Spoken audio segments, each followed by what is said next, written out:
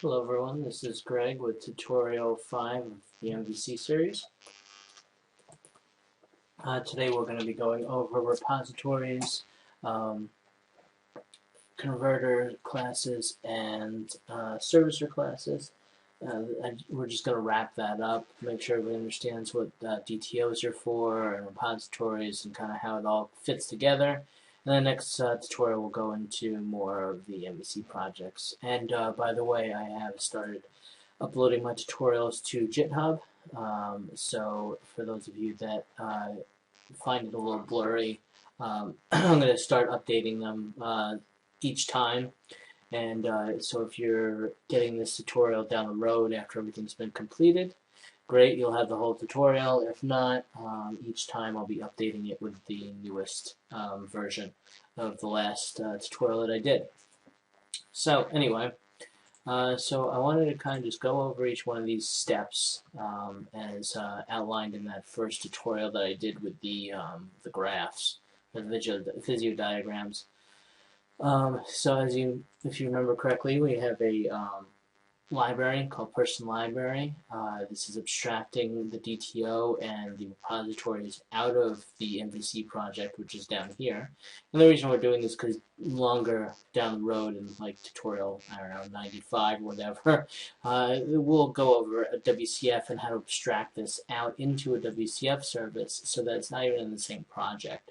And that will allow you, as we've gone over before, to alter entity stuff and alter DTOs without necessarily having to having to republish your website.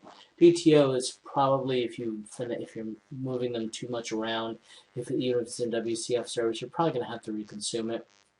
But on the entity end, if there's stuff that is not necessary for the user, but maybe there's auditing that you want to add or something like that, you can do so without having to necessarily touch the web application, which is pretty sweet. So, without further ado, we have these DTO folders and repository folders where the library, under the library. In each one of these DTO folders, we have these DTO classes. Basically, they are the parts of the entity class that we're going to be exposing to the client, which in this case happens to be MVC, but could be anything. Anything that will consume a .NET library, or when we get to WCF, will consume SOAP. So we have both of those, team DTO and person DTO. We also have this converter class, which is under the repository folder. The reason I put it under there is because most of the main classes that are going to use the converter is the repositories. Now I've broken up, before we go into the converter, I've broken up the two objects that we have, person and team, into their own repositories. Some people think this is overkill. I tend to think that it's kind of preparation for if your project starts to get big, which often my projects start out slow, and then as people or the end users want more and more to their project, or more pieces, more reporting, more information, all of a sudden you've got this long class that you have as one repository, and oh my god, it's a couple of thousand lines. Now how do we break it up? So I like to just start with a repository for each object. So you'll see that there's a add person and a get person by name in person repository. I'm sorry. Team repository has something very similar. I'll go over in a minute. The add is very, very simple. We're just using the context of entity, and then inside the context, it's taking a store procedure as we've shown in other tutorials of entity and making it into a method, and then you're passing the DTO information into the method/store procedure. And in this particular case, I didn't do a select star at the end or anything fancy like that because this isn't a SQL tutorial, so I'm not going to go into inserted and outputs and all that kind of stuff. So we're just voiding it back, and as long as there's no exceptions, the client will assume it works. Could we fit into a bool in here somewhere? Sure, absolutely. But in this particular case, we're not going to. I also should have some try catches in here. We're not going to go there. So as far as the get person by first name, you pass it in the first name. Now, if you notice, we start out with get person is object result person. Now, I did convert it to list, so this will end up being a list of person. You could manually do that. It's a nice little feature in .NET that you can do a .to list. You can do the same kind of thing with like a string doing a .to array, .to list. There's ways to do it with that. So then, this is a common practice at this point. And then what we're doing here is we have this convert person to DTO. I like to kind of try and name my methods exactly what they're going to do. And it's in the converter class, which happens to be static. The class is static as well as all the methods in it. And you'll notice that within each class, like for instance, this one happened to be looking for a list of DTOs. We pass it a list of person, which is the entity object. We instantiate a new list of person DTO. And then for each person entity object of person, we're going to create a new person DTO, wire up the DTO's property to the entity's property, and then we're going to, at the end, add to the list at the top, and then we're just going to return that. Same concept with the singleton item. We're just not doing a for each, but same concept. As far as the team, we're doing the exact same thing. Pass it the entity object team DTO is what it creates, and then we wire out that property to the entity property, and same thing for the list. So now, if you go back to here, so now this makes it one nice, pretty long line without much fuss, not much code involved on the actual class you're in, and this method stands for itself. You're converting person object to a DTO object. Easy enough, right? One thing I would probably recommend is, because you're doing this all in one line, I would do some logic in here to make it smart. Again, these tutorials, I'm trying to make it simple, not get too clouded, but I would make sure that you check to see if this is null. Because if the client sends a null to you and you're not checking it anywhere else, this is going to blow up as soon as you try to do a for each on it. So you want to check that and either send an empty list, which is what I usually do, or if it's object, you can send a null. I try not to send a null back on a list because you never know if the client's going to be checking for both null and count as 0. So I try to make sure I always just do count equals 0, and then at least it's not going to blow up. If it bypasses some of their code, it gives them inconsistent or results they don't wish. At least it's not going to blow up their code. So that explains that part. Same thing in the team repository, very similar concept here. Convert team to DTO. So that's it with that. I'm already at 8 minutes, so I'm trying to kind of fly through this a little bit. The EDMUX, whatever they call it, is the entity model. And then if we go to models here, as I had broken down in a previous previous tutorial, we have data models, which usually is the closest to the data access layer as possible, which in our model is going to be the servicer. And I like the repositories folder could easily be under here.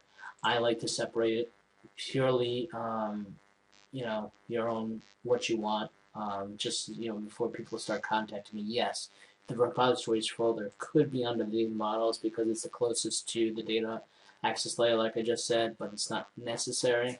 And I like to kind of separate that, like I said, so that when I'm looking at this, okay, I know I'm going to repositories, not going to, is it data models or is it something else, right? So I kind of keep this open. So your servicer is what talks in between the controller and the repository. You'll notice that in all of these, we're passing it the model version of whatever it is, and then we are getting back we're giving back the model, or we're passing the string and we're getting back the model in this case. And even with the add team, we're doing it in model form. Now the reason for that is because in all MVC projects, you have your MVC, right, model view controller.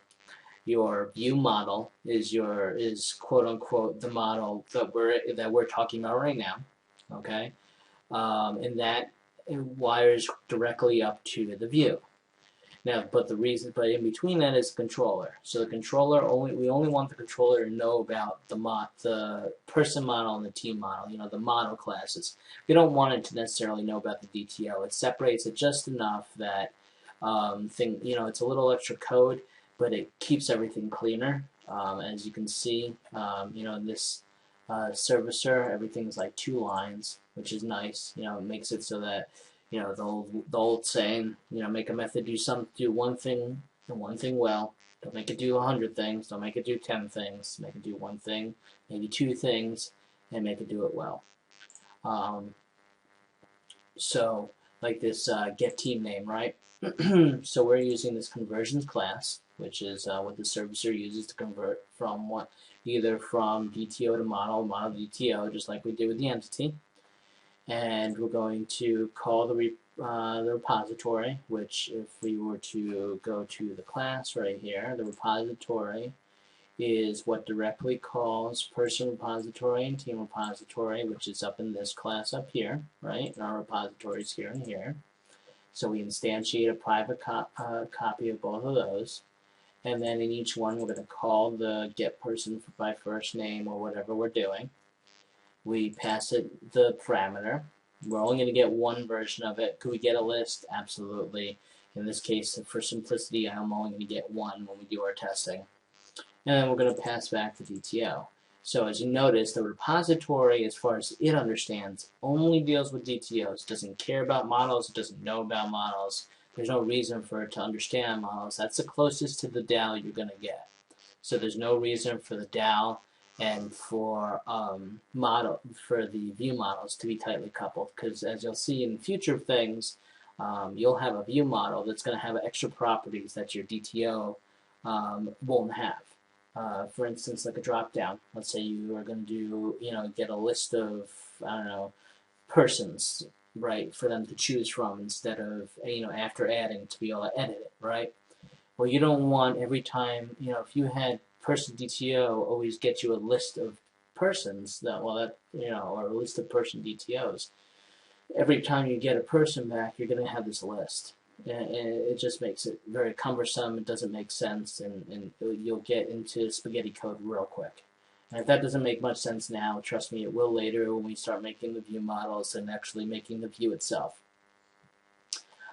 So that's pretty much it. The way we learned from the beginning of the first tutorial is you're going to hit the repository, which is your data access layer, and then your servicer is going to be the go-between between the repository and the controller. Okay, and we haven't wired it up to the controller yet, so awesomeness controller doesn't know anything yet.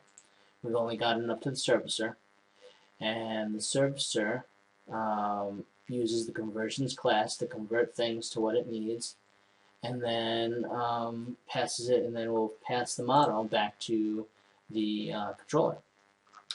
So that kind of encompasses everything we want to talk about, and next tutorial we'll start working on the view model itself and the view, and we'll try to add a person and all that good stuff, start playing with actions. So again, I will add in the description notes the GitHub location of the tutorial, configure files, or program files, and I will see you next week. Thank you. Have a good day.